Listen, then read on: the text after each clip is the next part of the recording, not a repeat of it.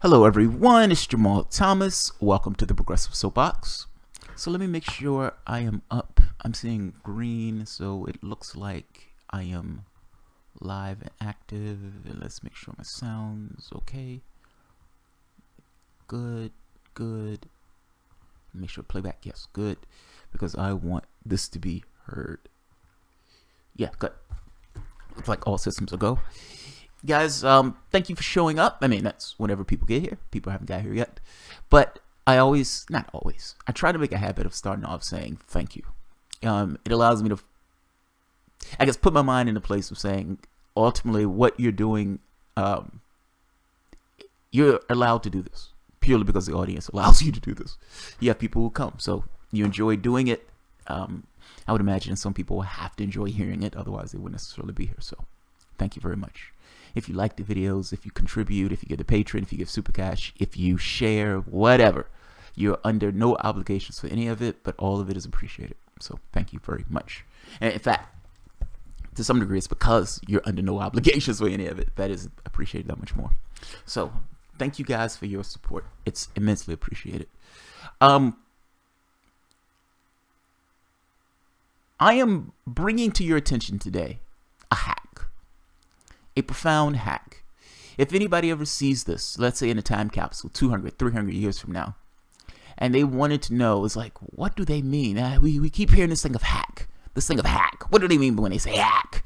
I like even the word because I like the way your mouth, the expression your mouth makes when you say it. It gets across that you're like hawking something up. A hack. A hack. A hack from MSNBC. She fancies herself a journalist at this point, or at very least a pundit. But ultimately, she's a hack. This person is Nicole Wallace. Now, if you've heard this name before, you've heard this name before because this was a person who was given the responsibility of dealing with, well, this was the John McCain campaign, if I'm not mistaken. Actually, let me make sure. Let me fact check that to make sure I know what I'm talking about. But if I'm not mistaken, Nicole Wallace is the person who was on the Sarah Palin campaign. I just want to make sure I'm right. Served with the White House communications for George W. Bush. Okay, I'm wrong. She served with communications for George W. Bush. Kind of besides the point. She's still a hack. It changes nothing at this point. Ultimately, she's given up that communications job for a cushy job, peddling more bullshit. Not from the Bush administration, but at this point, from the standpoint of MSNBC, her show on MSNBC. When I talked to a real journalist the other day, Elizabeth Voss, and I asked Elizabeth Voss, I said, look, I got to be honest. When I'm looking at Mr. Oblivious, Chuck Todd, when I'm looking at Jake Tapper with those perfect, polished faces, they tense their face when they're looking at the camera, I can't tell if they're lying or if they're just that oblivious. Are they incompetent? Or are they in on it and they just don't say? Sometimes I can't tell. Meaning, if Chuck Todd, if there are brain cells in Chuck Todd's head, I would be stunned by that. Chuck Todd is a perfect fucking actor at that point, and that man should win an Oscar. In this case, she knows better. She knows better because she's mentioning what she's talking about, while at the same token, being massively hypocritical. And I gotta be honest, pretty disgusting. If you're part of the people who she's ignoring this, meaning she's stepping over this, it's like when people say yada yada. It's like, yeah, I went out and I yada yada, blah, blah, blah, and I went back home. Well, if you're saying yada yada, or went to the store or picked something up to eat, that's one thing. If you're saying you robbed a bank, well, wait a minute, that's a lot of fucking yada yada. You've added a lot to that yada yada. She is adding a lot and stuffing a lot under the covers in order to push this narrative that the biggest issue that we need to talk about is Russia. Underplaying this idea of what we ourselves have done in other countries. She acknowledges, yes, the United States has done those things in the past, but it did those things for good reasons. That is an amazing fucking statement to make. Yes, we're angry about these Russian trolls, and when people bring up saying that the United States has done this in other countries, that's water under the bridge. We did it for good fucking reasons. They did it because they wanted to undermine democracy. This is her argument. Don't hear from me. I'm going to let you hear it from her. After you hear her have this conversation, this is a mind-blowing conversation. If you're from the perspective of I have a difficult time saying that somebody else is wrong for something that I myself am also doing. If that's where you are, just a basic level of fundamental decency in regards to where you interact with other human beings or deal with your affairs, then this would be a shocking fucking thing to hear. These people are paid and live on a bed of money, and integrity is mighty expensive. It's not something they necessarily have in spades. So let's hear Nicole Wallace I'm glad say this on MSNBC, and then let's hear the reality of this. Let's see. 1 second. Let me make sure. you're This is here, right. Jim. Yeah, that's right. All right. So let's flip. I'm glad you're here, Jim Roomer, because I want to ask you about so Mike Ambassador McFaul, former ambassador in the Obama era to Russia, tweeted this last night, creating a bit of confusion about whether he'd seen Sean Hannity, the man, or the program. It turns out he meant the program, but he tweeted, "Caught Sean Hannity at the gym tonight. Didn't know he was talking about American alleged interference in other countries' elections as an excuse for Russia violating our sovereignty." That's exactly the whataboutism argument Putin's TV channels make. Exactly. So, you know, I guess one of the differences between any stipulated lack of fulsomeness in the Obama era response was it didn't have a network distorting the truth for it. Donald Trump does. Right. Are you fucking kidding? It doesn't. The Obama. You're saying that with a straight face? You're really saying that with a straight face? You're saying that MSNBC was not the mouthpiece of the Democratic Party. You have Rachel Maddow. You have Larry. What's the guy? I can't think of his name. The socialist that comes on after Rachel Maddow. He calls himself a socialist, but he toes the Democratic line. I guess I'm making a point is you have one show after the next that toes the particular line. What do you mean you don't have Democratic propagandists? Let's keep going. You know what I missed Sean Hannity last night. Me too. You weren't working out. But there is some truth to the fact that the United States has engaged in election meddling over its history. The CIA has. But what Ambassador McFaul was on to is it's not always the same thing, right? Like here, you can help a democratic movement deal with a despot. Well, right. Sometimes it's standing up for the Iranian dissidents who are being hung from cranes for being gay. I mean. This is an amazing argument. I mean, I'm blown away by this.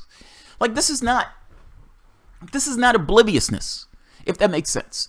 So this is not you having a conversation with Chuck Todd, and Chuck Todd doesn't know that Iraq took place, doesn't know that we're in Saudi Arabia or that we're working with Saudi Arabia to starve Yemenis. Chuck Todd, for whatever reason, doesn't have this information. This information doesn't come up in the context of the conversation. If Chuck Todd is having a conversation with Sanders, and he's talking about being hawkish with Iran or hawkish with Russia or something like this, Chuck Todd doesn't bring into the information that adds context to the conversation. That information is not present. That's what I'm trying to say. In this case, she is bringing in information. She is addressing this conversation of, we do this too. She called it whataboutism. Whataboutism. What about us? What about you? Whataboutism. That's all it is. Whataboutism. The United States injecting itself into other political processes is quote unquote whataboutism. But Russia, supposedly Russia, they don't even know if it's Vladimir Putin related, but even if it is, Russia having Facebook and Twitter ads, half of which took place after the election. Oh, that's a fucking major occurrence. 9/11. 9/11, Pearl Harbor. This is mind-blowing. This is mind-blowing that this is taking place. This is a breathtaking level of hypocrisy. When it happens to us, it is a major fucking deal, and we need to be angry about this. This is an act of war. This is an act of war. This is some of the stuff Democrats were saying. Now, mind you, it started off as supposedly a hack. This is where they started with this. So let's not lose sight of where this started. It was a hack that they couldn't prove, supposedly from Russia, that they couldn't prove, that looked like a leak. And that hack was somehow associated with Donald Trump. And they released factually true information showing that Hillary Clinton cheated Bernie Sanders, in addition to being a slush fund, Clinton Foundation. Now, the information release was true. That's why they were going with this. And that there was somehow some collusion that they couldn't necessarily prove or pin down between Donald Trump and Russia. They've jumped the shark from that, completely left that spot because there was no spot. There was no there for that particular spot.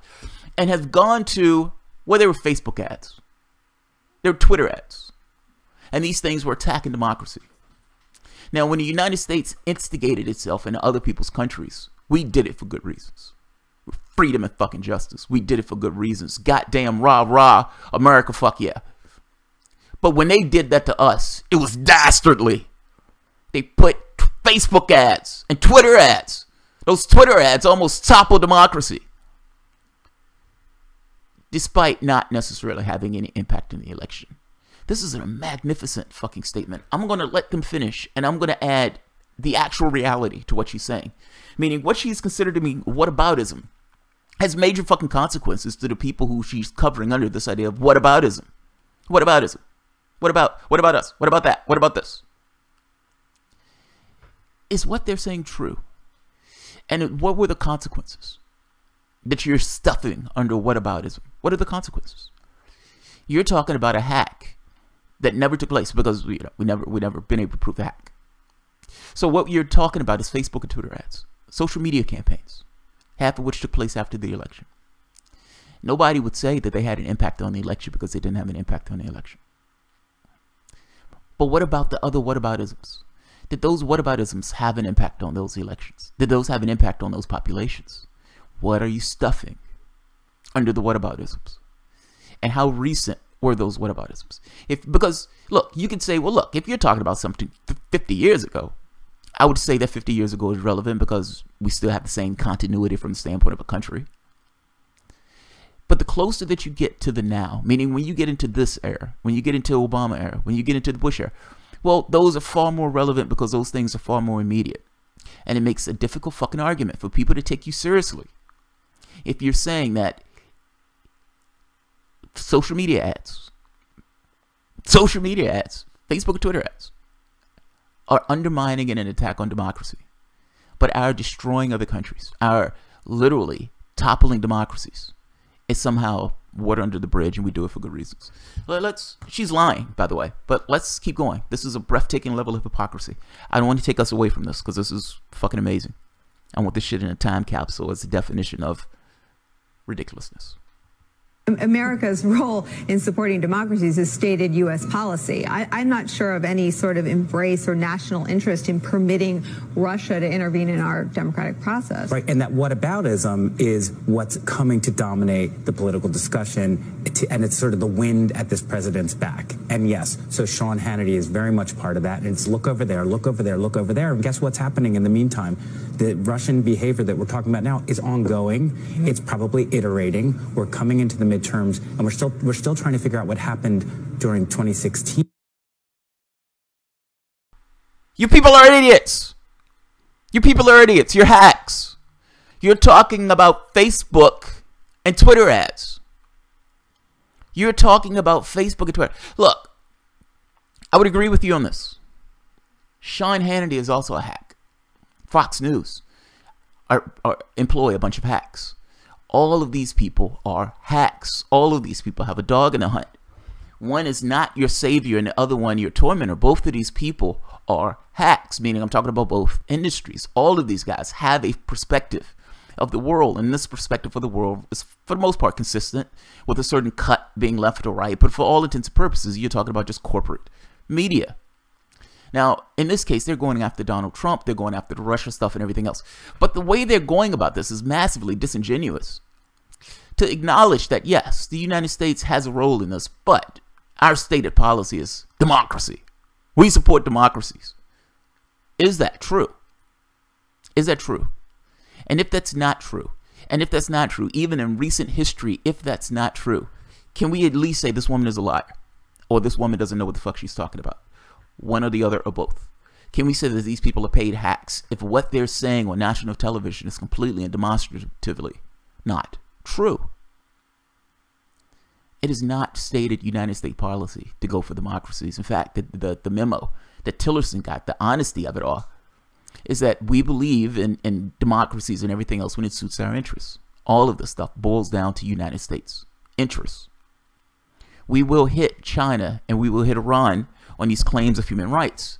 We will ignore those same human rights abuses from Saudi Arabia, even when those Saudi Arabians are destroying and killing Yemenis. If you're in our interests, we're your best buddies. If you're not, we're going to say bad things about you. It doesn't matter if it's blistering hypocrisy.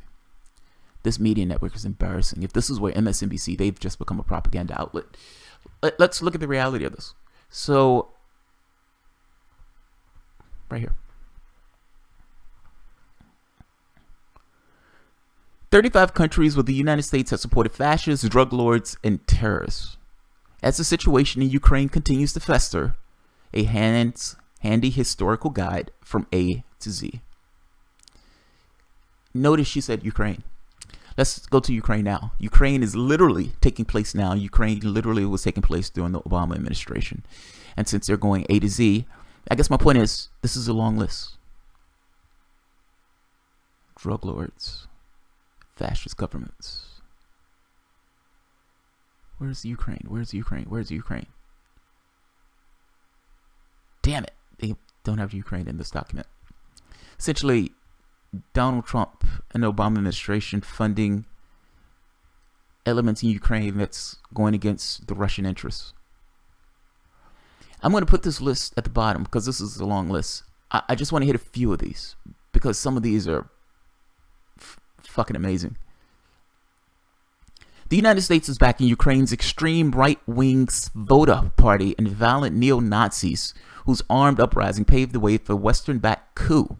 Events in Ukraine are giving another glimpse into the looking glass of U.S. propaganda wars against fascism, drugs, and terrorism. The ugly reality behind the mirror is that the United States government has a long and unbroken record of working with fascists, dictators, drug lords, and state-sponsored terrorism in every region of the world, and its exclusive but relentless quest for unchallenged global power. In the 1980s, the United States worked with Pakistan and Saudi Arabia to overthrow Afghanistan's socialist government. It funded, trained armed forces led by conservative tribal leaders whose power was threatened by their country's progress on education, women's rights, and land reform. After Mikhail Gorbachev withdrew Soviet forces in 1989, the United States-backed warlords tore the country apart and boosted opium production to unprecedented levels of 2,000 to 3,400 tons a year. The Taliban government cut opium production by 95% in 2 years between 1999 and 2001, but the U.S. invasion in 2001 restored the warlords and drug lords to power. Afghanistan now ranks 175th out of 177 countries. You had a government. The United States didn't like that government. The United States undermined and attacked that government, creating a coup in that government in Afghanistan. You may think of Afghanistan as this fucked up country where we had to go in and out. Doesn't mean it was always that way. It was not always that way. Let's keep going. Let's see, 1964, Cambodia, Chile. Let's get into recent history. Cuba is not fully recent history, but it works. The United States supported the Batista dictatorship as it created the repressive governments or conditions that led to the Cuban Revolution, killing up to 20,000 of its own people. Former U.S. Ambassador Earl Smith testified to Congress that the United States was so overwhelmingly influential in Cuba that American ambassador was the second most important man, sometimes even more important than the Cuban president. After the revolution, the CIA launched a long-time campaign of terrorism against Cuba, training Cuban exiles in Florida, Central America, and the Dominican Republic to commit assassinations and sabotage in Cuba. CIA-backed operations against Cubans included the attempted invasion of the Bay of Pigs, in which 100 Cuban exiles and 4 Americans were killed. Look, the reason I'm reading some of these is because even though in the past they extend to now, history sticks to itself. There is no unbroken line in history. These are events that we're still dealing with now based on the behaviors that this government took in the past to overthrow governments. And this was not in the best interest of those governments. It was in our best interest. There's a massive difference in those things. Let's see. Guatemala, Haiti. Let's look at Haiti. Almost 200 years after the slave rebellion that created the nation of Haiti and defeated Napoleon's armies, the long-suffering people of Haiti finally elected a truly democratic government led by Father Bertrand Artiste. I think his last name is Artiste. In 1991, But President Ortiz was overthrown by a U.S.-backed military coup after 8 months in office, and a United States Defense Intelligence Agency recruited a paramilitary force called the FRAP to target and destroy Artiste Wallace movement in Haiti. The CIA put FRAP leader Toto on his payroll and shipped him weapons from Florida. This is literally attacking the government. I'm trying to make this point that she's talking about Facebook ads, and she's trying to say that the United States intervention in other countries, interventions, militaristic, toppling democracies, toppling governments, is somehow not the same, meaning it's of a lesser value. She's trying to make the point that the Facebook ads to themselves is far more important than the fact that we've been going into governments and destroying these governments and putting in puppet dictators or drug lords, or at that point, just basic terrorists. Let's keep going. Honduras. The 2009 coup of Honduras has led to repression and death squad murders of political opponents upon union organizers and journalists. At the time of the coup, the United States officials denied any role in the coup and used semantics to avoid cutting off United States military aid as required under United States law. But two WikiLeaks cables revealed that the United States Embassy was the main power broker in managing the aftermath of the coup and forming a government that is now repressing and murdering its people. Now, if you don't remember this one, Hillary Clinton was asked about this one, and Hillary Clinton lied through her teeth.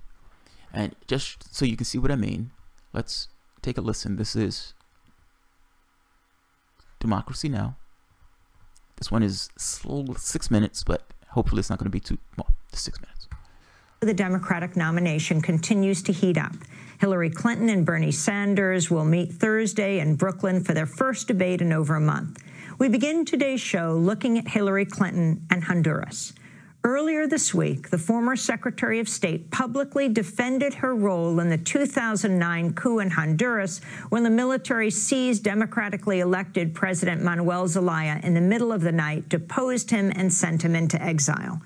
Since the coup, Honduras has become one of the most violent places in the world.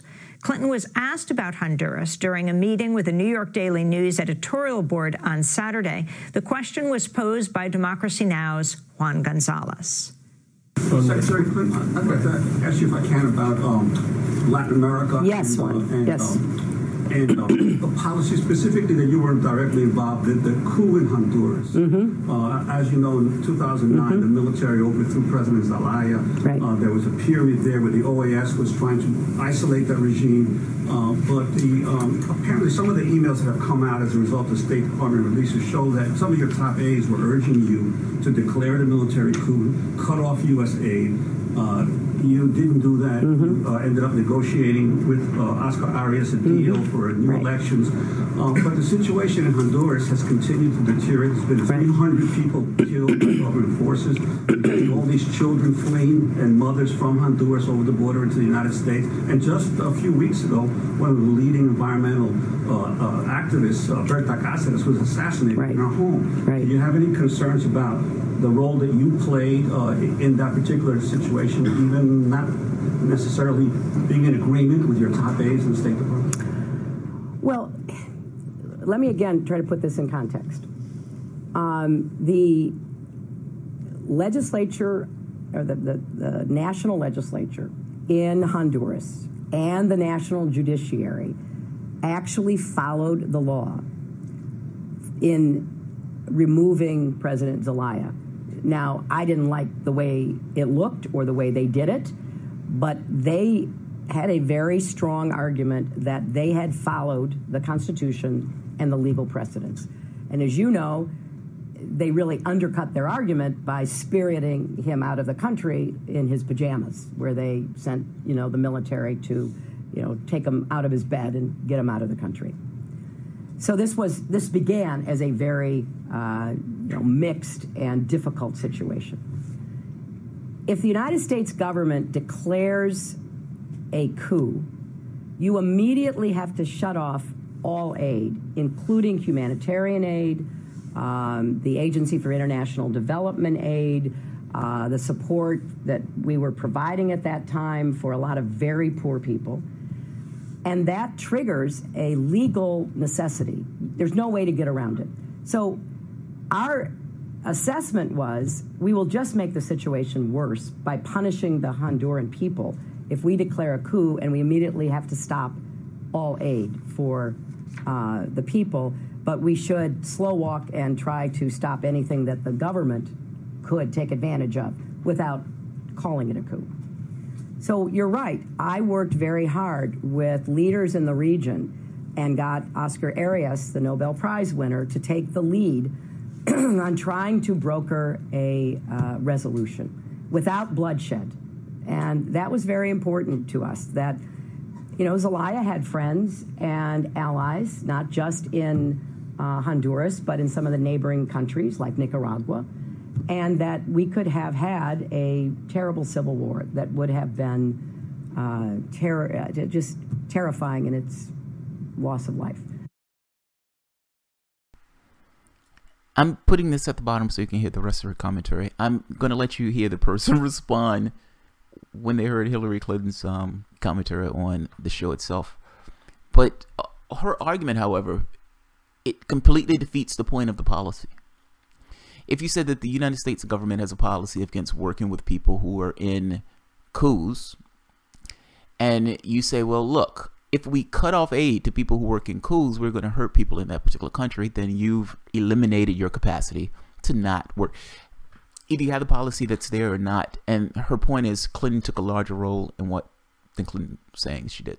So let's hear the response to Clinton. You can listen to the rest of Clinton. She only has like a minute of commentary left, but let's hear what takes place after Clinton talks. For more on Honduras, we are joined by Hillary Clinton and the legacy of the 2009 coup.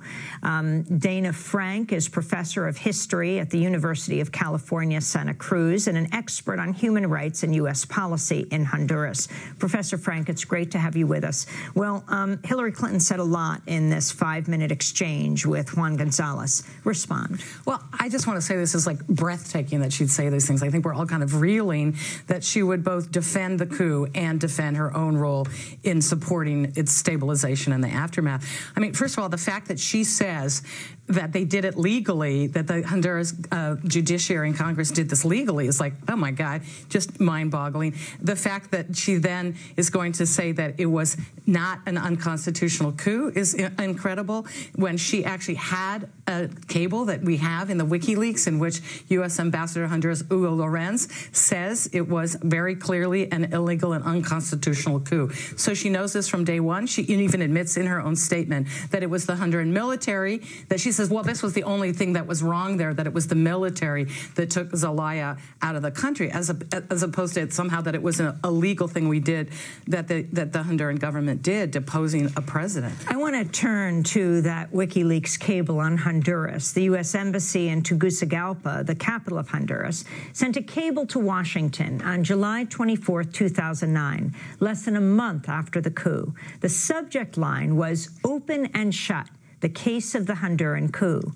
The cable asserted, quote, "There is no doubt that the events of June 28, 2009 constituted an illegal and unconstitutional coup," unquote. The embassy listed arguments by supporters of the coup to claim its legality and dismissed each of them, saying, quote, "None has any substantive validity under the Honduran Constitution." The embassy went on to say the Honduran military had no legal authority to remove President Zelaya from office or from Honduras. The embassy also characterized the Honduran military's actions as an abduction and kidnapping that was unconstitutional.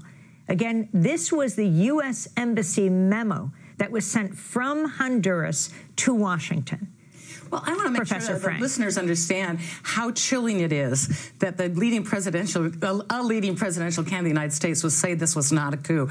The second thing is that she's baldly lying when she says we never called it a coup, we didn't, because that would mean we have to suspend the aid. Well, first of all, they repeatedly called it a coup. We can see State Departments all over statements for months calling it a coup and confirming, yes, we call it a coup. What she refused to do was to use the phrase military coup. So she split hairs, because Section 703 08 of the State and Foreign Operations Appropriation Acts for that year very clearly says that if it's a coup significantly involving the military, the U.S. has to immediately suspend all aid. So they decided to have this interpretation that it was a coup, but not a military coup. So Hillary Clinton and Obama, for that matter, I want to make clear, in violation of U.S. law that very clearly said if there's a coup, they have to cut the military aid and all other aid to the country. She violated the law, decided, well, it wasn't a military coup, when of course it was. Point is, assisting a country that had a coup, if that country is open for business with us, we'll be perfectly okay with the idea of that country having a coup. This idea that we're working for freedom and democracy is insane. It's absolutely insane. Iran may be the most instructive case of a CIA coup that caused endless long-term problems for the United States. In 1953, the CIA and the UK's MI6 overthrew the popularly elected government of Mossadegh.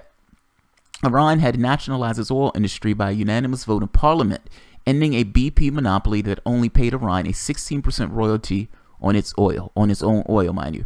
For 2 years, Iran resisted a British naval blockade and international economic sanctions. After President Eisenhower took office in 1953, the CIA agreed to a British request to intervene.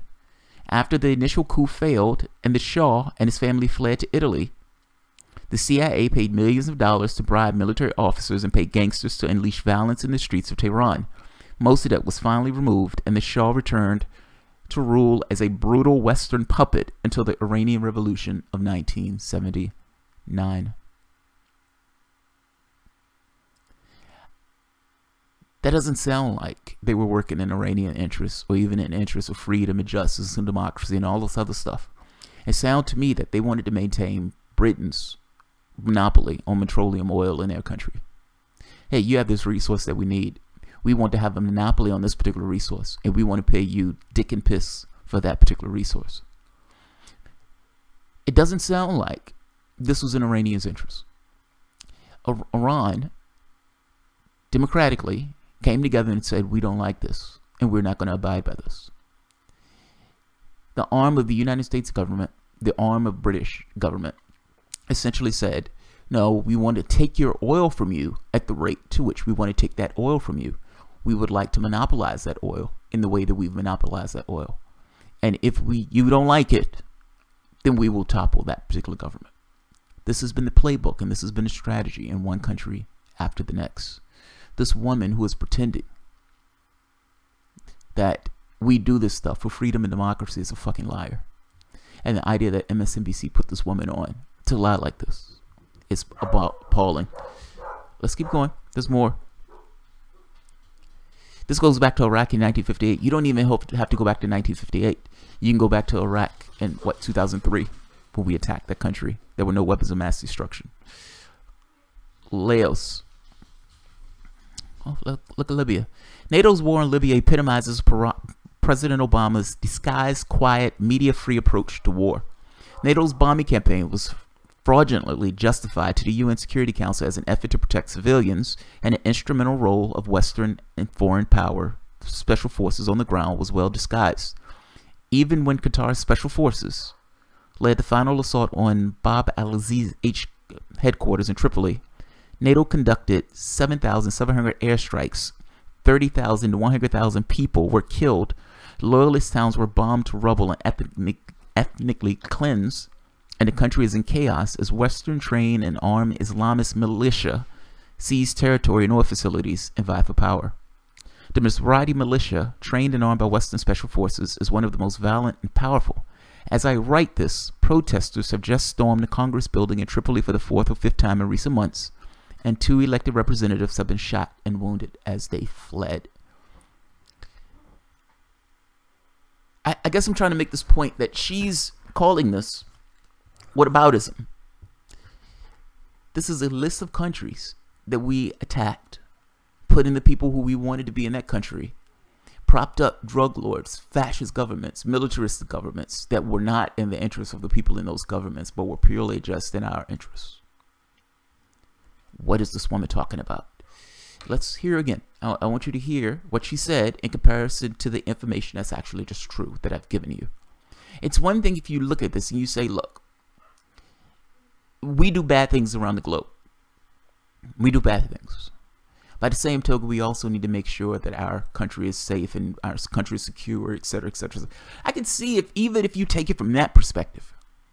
But to call this nasty, gross, disgusting stuff where you have a pile of bodies and a pile of bones based on U.S. policy in these different regions of the world, and you call this whataboutism, that's gross.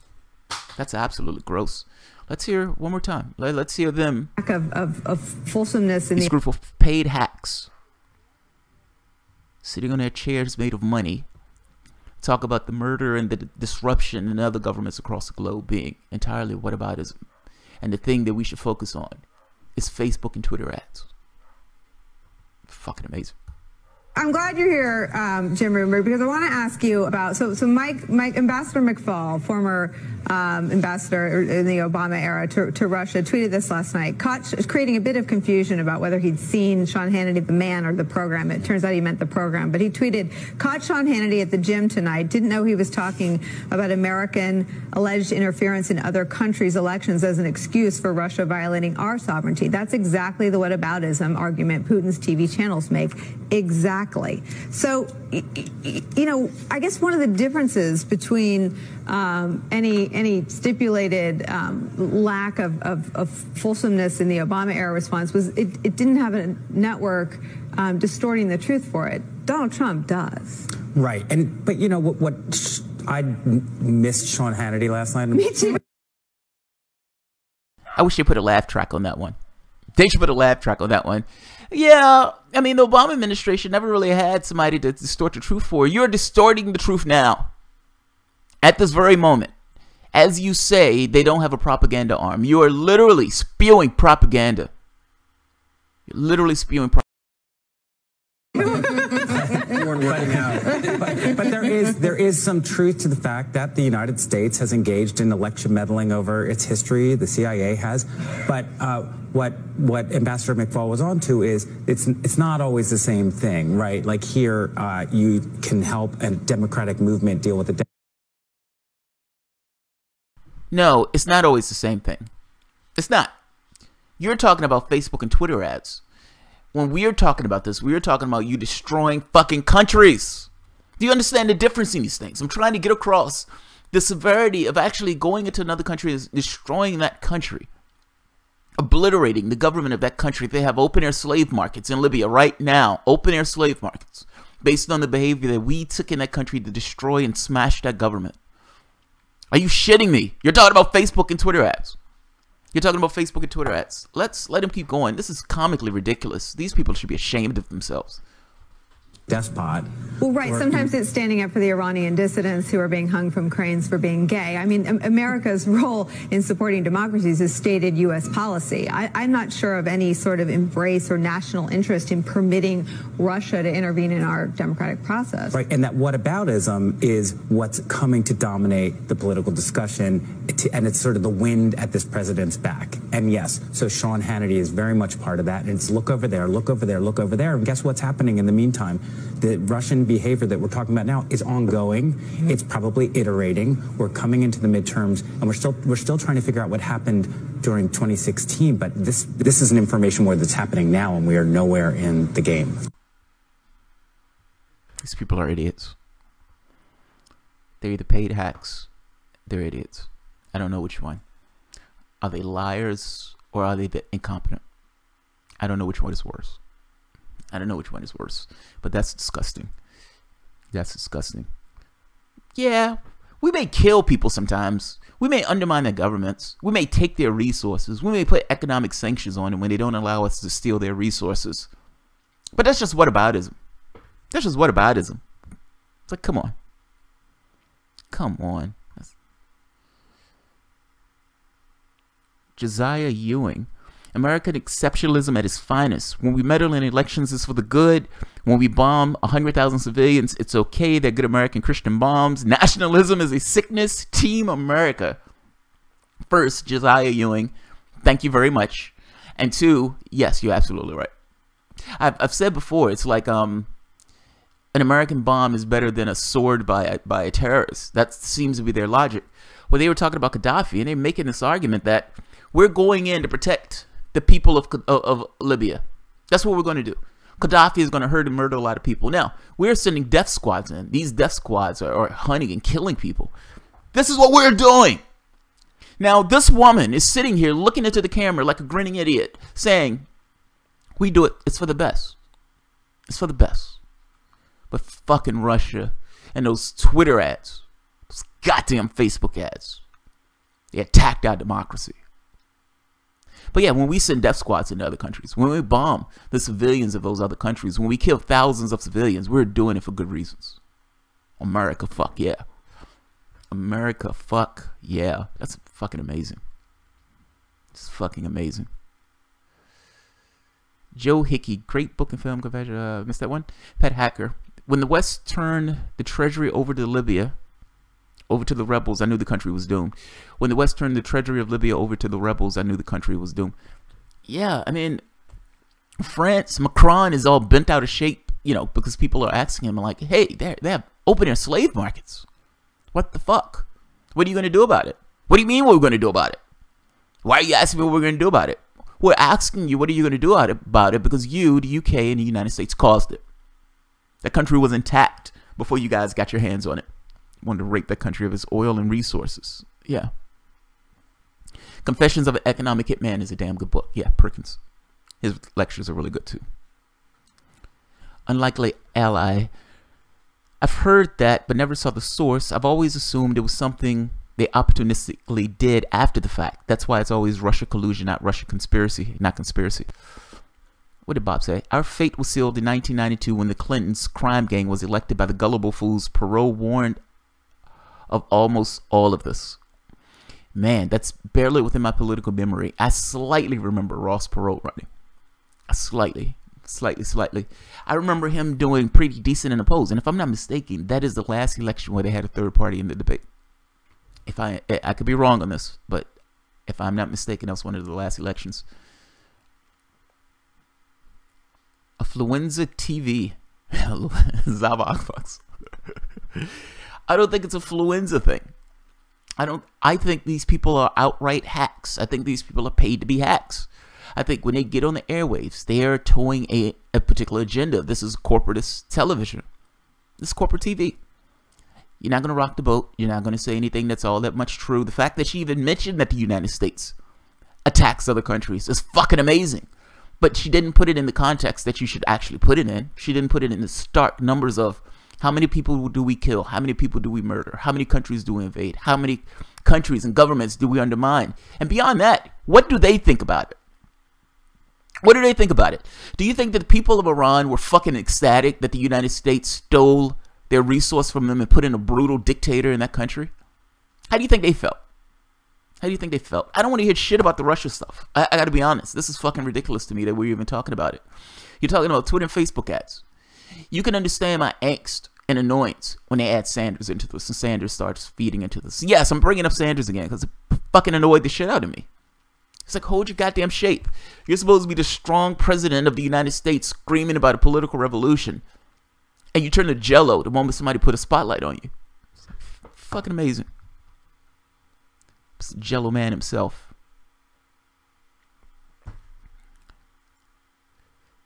Brian, your bar is low, JT. I don't watch mainstream television. Every so often I would see something like on MSNBC or Twitter or something like that. And I'm like, this is why I don't watch mainstream television. These people are idiots.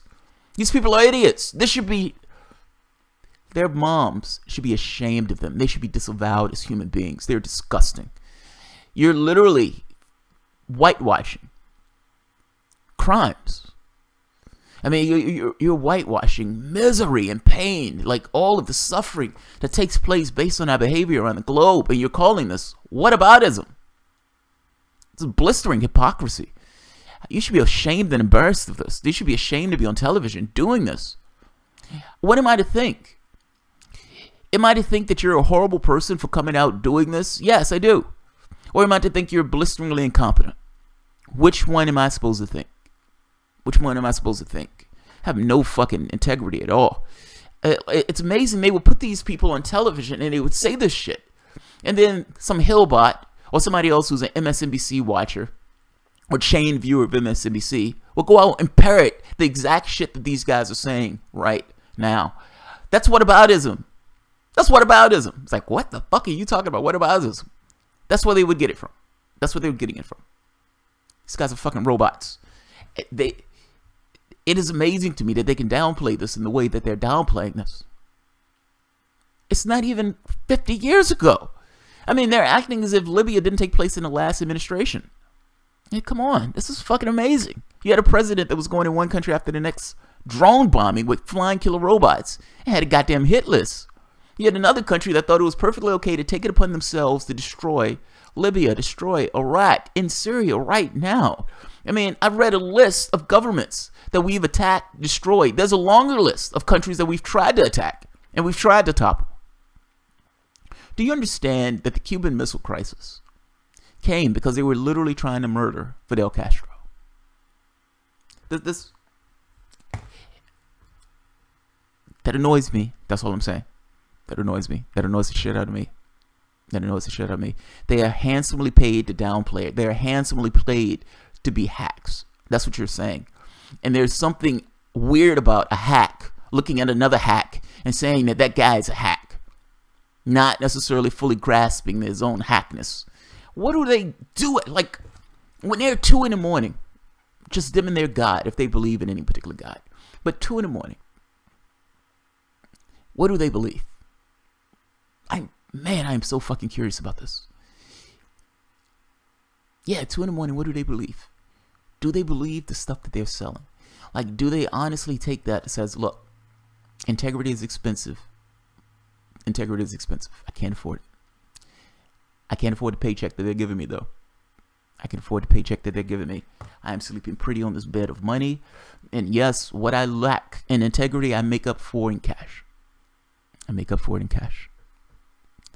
Abraham Lincoln ended slavery in America. Barack Obama restarted slavery in Libya. Ain't that sad, Skip? Ain't that sad? Ain't that so fucking sad? That's so fucking sad. And you would have people who are firmly Democrats would argue about that. I've had people on this show who be like, "No, Obama didn't do that." What the fuck are you talking about? That's not even a question. Obama himself would say it was a mistake that he thought it was one of the worst mistakes in his presidency. Yeah.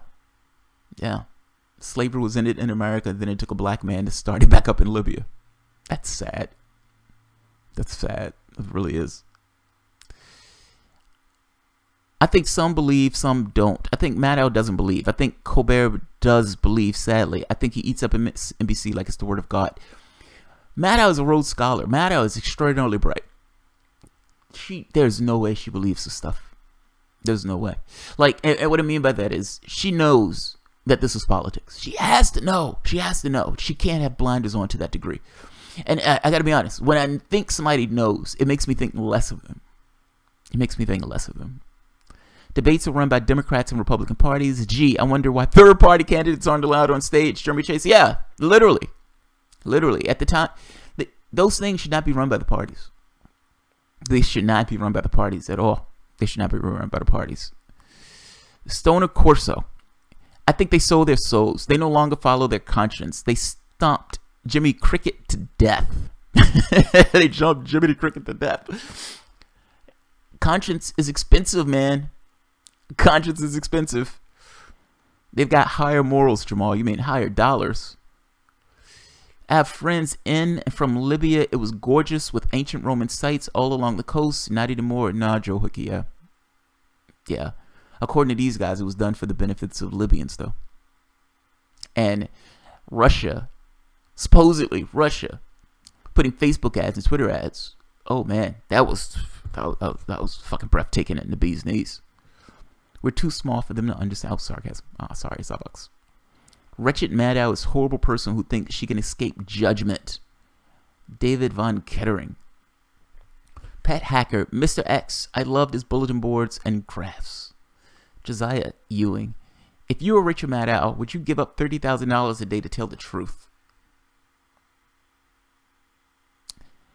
That's not a fair question. So, if I was Rachel Maddow, would I do it just by definition because Rachel Maddow is doing it? Just by definition, the answer would be yes. It's Rachel Maddow. I don't have all of her experiences. I don't have her life, and you know, it's like saying if you were Bob Barker, would you end up on The Price is Right? Well, yeah, Bob Barker ended up on The Price is Right, so it's somewhat self-evident. It's sacrosanct.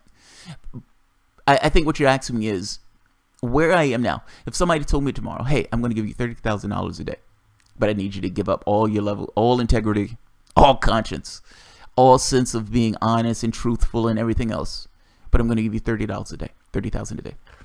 Now, I think that what people will say to this is, can I work around the edges? I think that's the deal. That's the Faustian bargain I think people make. Can I work around the edges? Meaning, yes, I know I have to make this deal to shred my integrity, to shred any level of honesty, to shred information that the people actually need. I need to give them this corporate shit that they don't necessarily need, that is not necessarily going to help their life, but it's going to promote a particular agenda. But can I work around the edges?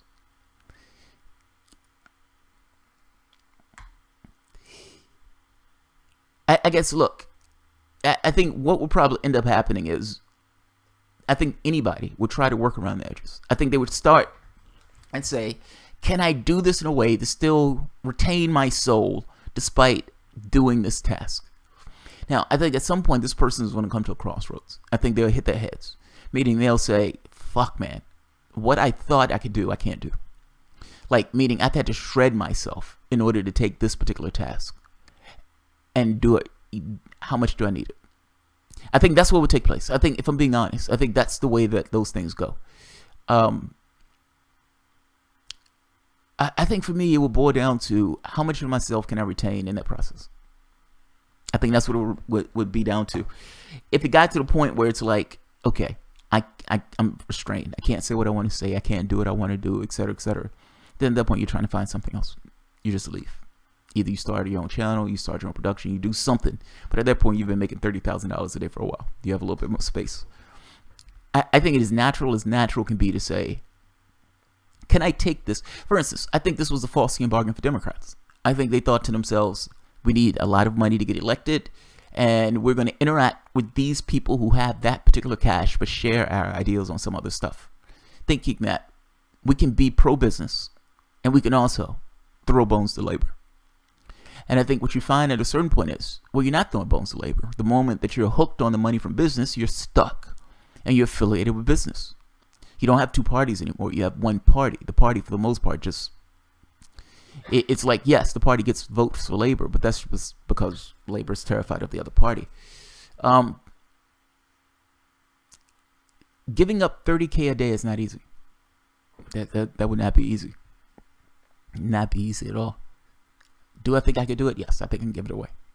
But again, that's, you know, after you go as far as you can go from the standpoint of how much of myself can I retain. I think it would be disingenuous to say that somebody would just turn it down outright without seeing if they can still be them and do both. If they can do both. If that makes sense. I think that's the point.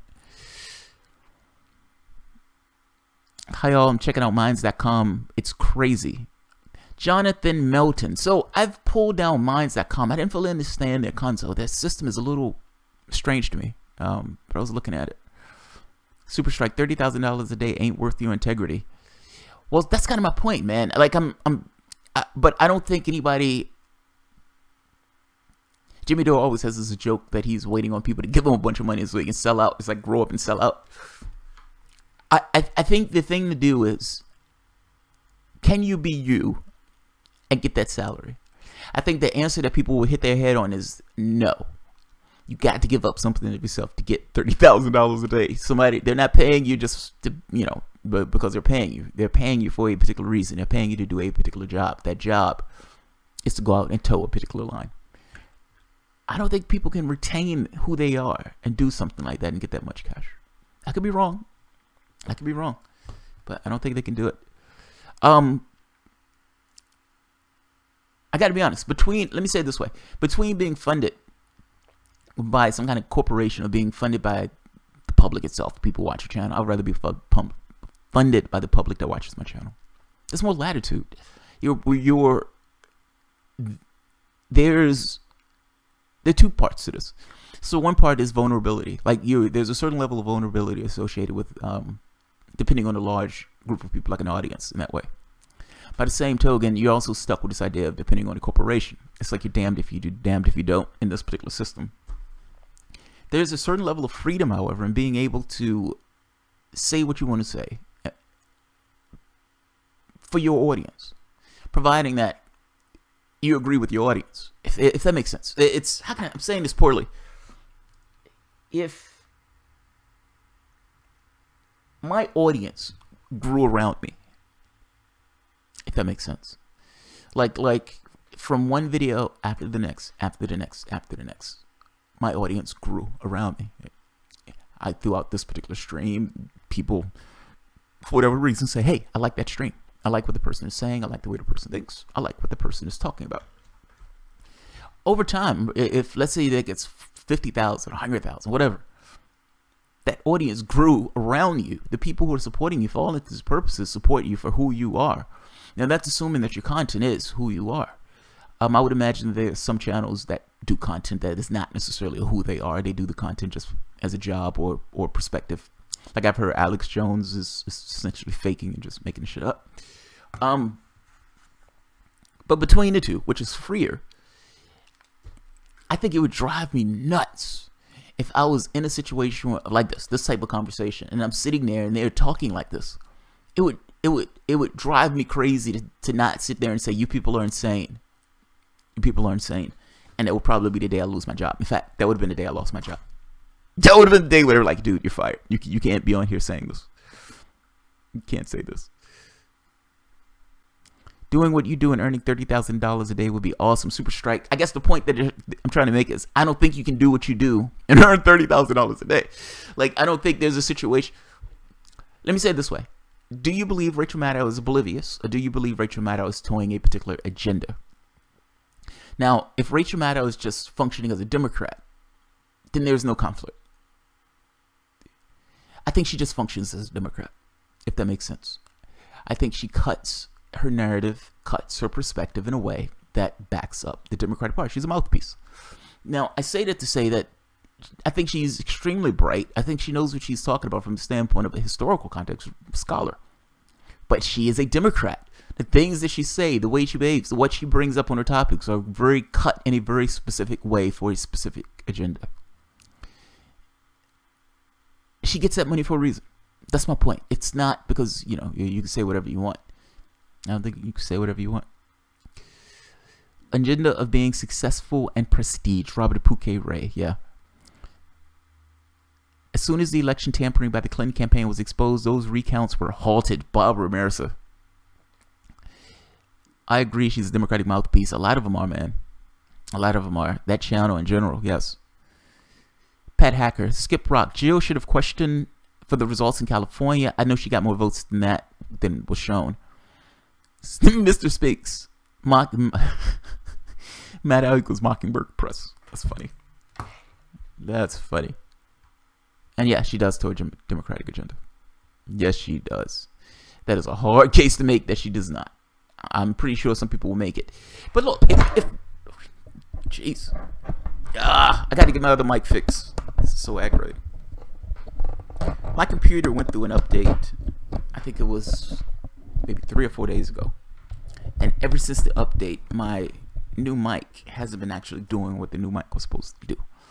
So it is, for all intents and purposes, out of commission. Super strike. Yeah, I wouldn't be able to hold my tongue on that one. Like, sitting at that round table, my first instinct, I've been at work where they would have these ridiculous conversations, and you're like, what are you guys talking about? This is comically insane. I can't believe you guys are, having this conversation at this low level. They were having a conversation about religion one day, and one guy is a Christian, the other person, I don't know if she has a religious affiliation, and they're talking about another religion, and I'm like, but you're a Christian, you believe a guy lived in the belly of a fish, how are you ragging on somebody else? To each his own, but ridiculousness is ridiculousness. The deep state sabotage your mic.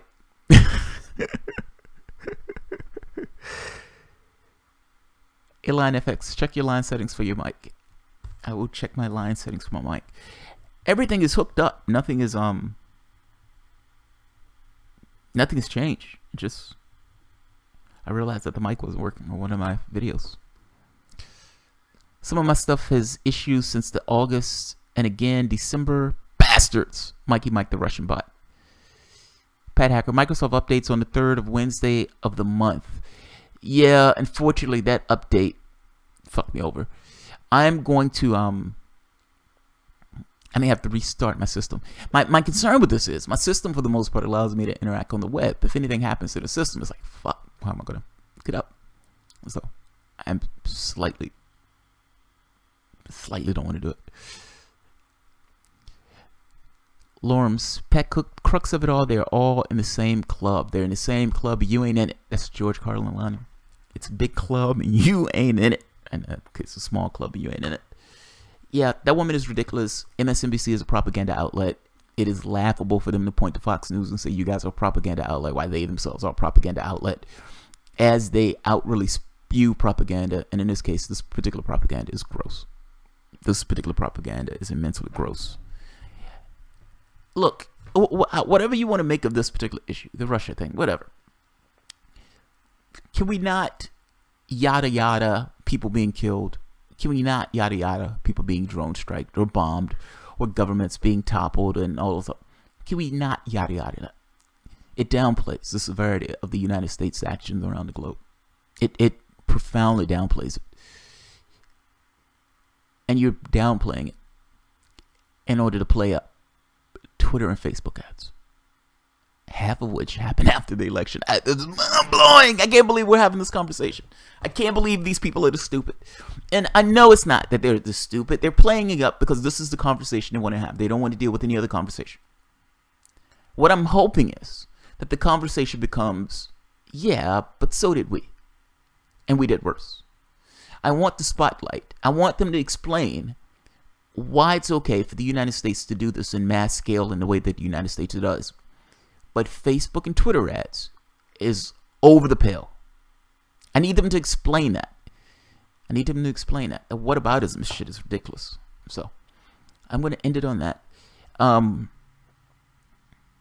Josiah Ewing, look, man, thank you again. I appreciate the super cash. It's always appreciated. You guys help the show a lot, particularly with the sorry, I'm reading one of the things. But Jamal, we can yada yada because Trump soft bombed Syria. Yeah, the Nerf bombs in Syria. They were just Nerf bombs. We can yada yada those 100 Syrians being murdered by U.S. airstrikes. The United States said they were defending themselves in somebody else's country. Look, man, I punched that guy. Yes, I'm standing in his house, but he had no right to attack me while I was standing in his house. It's insane. They act like Syria is on the border of North Carolina, where they can just attack them at leisure. But they're just Nerf bombs. They're just Nerf bombs. It's amazing. This is amazing. This is... I wonder what McCarthyism looked like. And it has to look something like this. Just less ridiculous. I just hope it was less ridiculous. This is too stupid. This is far too stupid. So I'll leave it at that. All right, guys. Thank you for your assistance with the channel. Meaning, thank you for the people who are donating super cash. Josiah Ewing, thank you very much. You're appreciated on this one. If you guys appreciate the content, feel free to share, like, subscribe, and of course, you can always support through Patreon. Thanks, everyone.